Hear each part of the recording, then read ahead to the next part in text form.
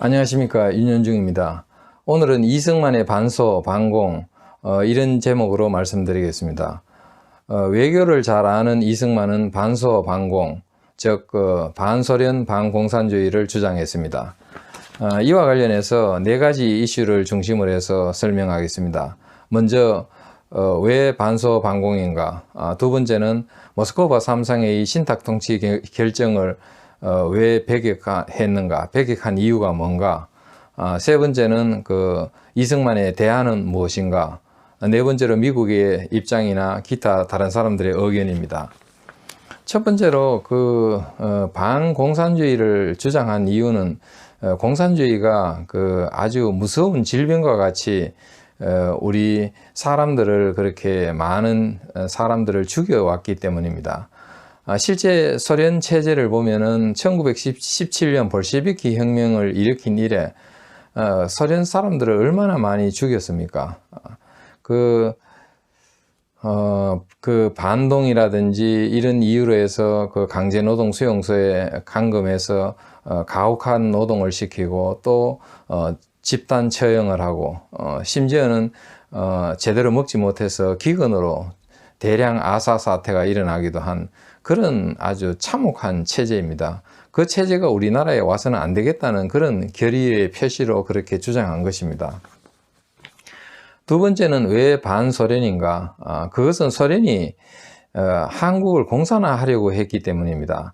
소련은 사실 한국의 독립이라든지 남북한 통일에 관심이 없었습니다. 소련은 그것보다 오히려 북한을 공산화해서 북한부터 먼저 민주기지, 즉 공산화 기지로 만들고 그것을 바탕으로 해서 전 한반도에 공산화를 하겠다, 한국 전체를 공산화하겠다, 그런 계획을 가지고 있었습니다. 실제로 북한에서 북한부터 공산화한 것 아닙니까? 남북한 전체를 통틀어서 한국을 독립시킨다는 그런 데는 관심이 없고 오히려 레닌 스탈린 체제를 북한에 이식시키고 소련의 위성정권으로 만들려고 했던 것입니다. 그것을 이승만은 간파했습니다. 그렇기 때문에 소련이 우리나라에 와서 도와주는 것이 아니라 오히려 공산화하려고 하는 그런 야심을 알았기 때문에 소련을 반대한 것입니다. 세 번째로 이승만은 모스크바 3상회의의 신탁통치 결정을 배격합니다. 왜 그러냐면은 모스크바 3상회의의 한국 독립 문제를 해결하는, 풀어가는 구조를 우리가 한번 볼 필요가 있습니다.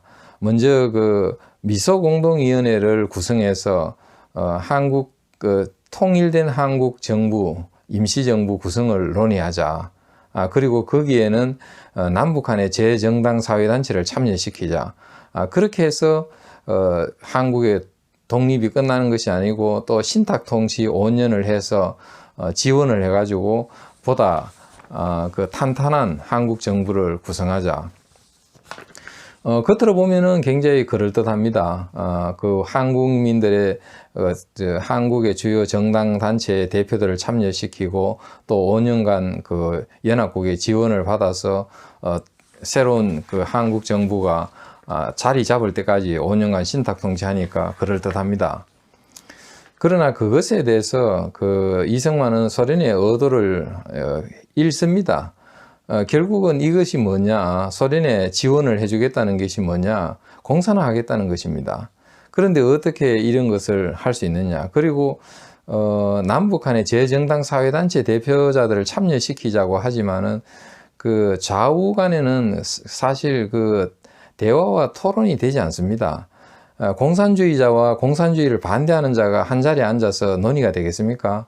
사실 중국에서도 국공합작이 3차례나 있었지만 전부 다 깨졌습니다. 그리고 결국 어떻게 됐습니까? 공산화되지 않았습니까? 그런 전례가 있는데 우리나라 같은 경우에 남북한의 재정당 사회단체가 대화가 제대로 되겠습니까? 그것도 물론 그렇지만 소련 자체가 김구 이승만과 한국민주당을 배격했습니다. 이 사람들을 미소공동위원회에 참여시킬 수 없다고 의장을 놨습니다. 그런데 어떻게 논의가 되겠습니까? 결국 이것은 될 수 없는 이야기입니다. 그래서 이승만은 이 사실을 간파하고 계속해서 이렇게 우리나라 독립을 표리시키기보다는 다른 대안이 필요하다고 주장한 것입니다. 그래서 이 모스크바 삼상의 결정을 배격한 것입니다. 세 번째로는 이승만의 대안은 무엇인가? 그것입니다. 이승만의 대안은 남한만이라도 자주적인 독립정부를 구성하고 그런 다음에 북한에 있는 소련군을 쫓아내자. 그래서 북한의 공산화를 저지하고 한반도 전체를 아우르는 그런 자주 독립정부를 만들자. 그것을 하는데 연합국이 도와달라. 이런 이야기입니다. 그런 이야기 요지를 말한 것이 1946년 6월 3일 정읍 발언입니다. 다른 거 아닙니다. 소련의 의도를 알고 있기 때문에 그런 어떤 모스크바 삼상회의나 이런 신탁 통치 이런 방안으로 가는 것은 결국 우리나라를 공산화에 내던지는 거기 때문에 그것을 절대로 방임해서는 안 되고 전 국민이 거기에 결연히 그게 반대를 해야 되고 그런 가운데 우리나라 자주 독립정부를 위해서는 남한만이라도 우선에 자주 독립정부를 구성할 수 있는 정부를 힘이 될 수 있는 소련을 쫓아낼 수 있는 그런 임시정부라도 만들어 달라 그런 이야기입니다. 그리고 이 1946년 말 정도로 가면은 소련에 있던 미국 대사 조지 캐난이 소련의 그런 어떤 팽창 정책을 지적하는 장문의 전보를 미국 본국에 보냅니다. 이것이 유명한 조지 캐난의 그런 장문의 전보인데 그것이 상당히 트루만 행정부에 영향을 미칩니다. 실제로 미 국무성 직원들에게 회람을 시킵니다. 다들 한번 읽어보라는 겁니다. 여기서 보면은 사실 미국이 다 압니다. 소련의 그런 행동들, 소련이 동유럽에서 그렇게 동유럽 각국을 공산화시키고 그 철의 장막을 쳐놓고 그 안에서 결국은 강압적인 공산화를 한 거 다 압니다. 그것뿐만 아닙니다. 계속해서 동유럽 밖으로도 아시아 쪽으로도 계속 공산화 확산을 꾀합니다. 그것이 소련 제국입니다. 엠파이어라고 할 수 있을 정도로 제국의 팽창을 꾀하는 거죠. 그것을 보고 조지 캐난은 미국 행정부에 봉쇄 정책을 건의합니다. 그래서 이것이 트루만 행정부에게는 상당히 현실적인 방책이라고 이렇게 받아들여집니다. 그것이 1946년 말 상황입니다. 이때 이승만은 미국에 건너갑니다. 1946년 12월 초에 미국에 건너가서 거기에서도 마찬가지입니다. 유엔에 의한 해결도 처음으로 이야기했고 독립과도정부를 빨리 만들도록 협조해달라. 말하자면은 얄타 회담과 모스크바 삼상회의에서 한반도 문제에 대한 결정사항들 전부 취소시켜버리고 대신에 빨리 독립과도정부를 만들어서 우리 한국이 통일된 나라로서 독립할 수 있도록 그렇게 도와달라. 신탁 통치고 다른 어떤 것도 다 필요 없다. 그렇게 해서 독립과도정부부터 빨리 만들어 달라. 그런 주장을 했습니다. 그것은 트루만 행정부에서 그 당시에 소련의 어떤 팽창 정책에 대한 비판이 비등할 때여서 상당히 설득력 있게 전달이 되고 또 이때 처음으로 유엔에 의한 해결도 제기를 했습니다.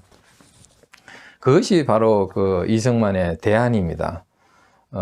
소련과의 그런 협조라든지 미소공동위원회 또는 좌우 남북 한 재정당 사회단체 간의 협의 이런 거 다 안 된다. 이것은 소련의 의도고 소련의 공산화를 위한 하나의 우리가 길을 내주는 것인데 그건 전체 한반도 한국 전체를 공산화에 내어주는 것과 마찬가지다. 이런 것은 우리가 저지해야 된다. 그런 취지입니다.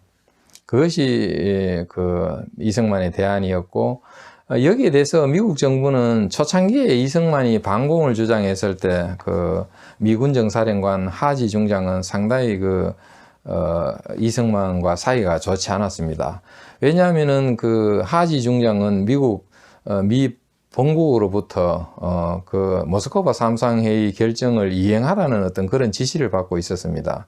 그리고 여전히 소련은 미국과 같은 연합국이다, 그런 인식을 가졌습니다. 그렇기 때문에 연합국끼리 협조 측면에서도 그렇고 또 모스크바 삼상회의 그 결정사항을 이행하는 입장에서도 그렇고 조금 이승만의 협조가 필요한데 이승만은 반공반소를 주장했으니까 사이가 나쁠 수밖에 없습니다. 그런데 조지 캐난의 그런 장문의 보고서 이후로는 미 군정도 다 돌았습니다. 미국 본국은 물론이고 미 군정도 그때부터는 그 유엔에 의한 해결, 제3의 해결을 강구하게 됩니다. 왜냐하면은 사실 미소공동위원회가 그 결렬된 이유가 무엇입니까? 그것은 소련이 그 김구 이승만이나 그 한국민주당 같은 그 우파 세력의 그 참여를 그 배격하고 배제했기 때문에 그 결국 결렬된 거 아닙니까?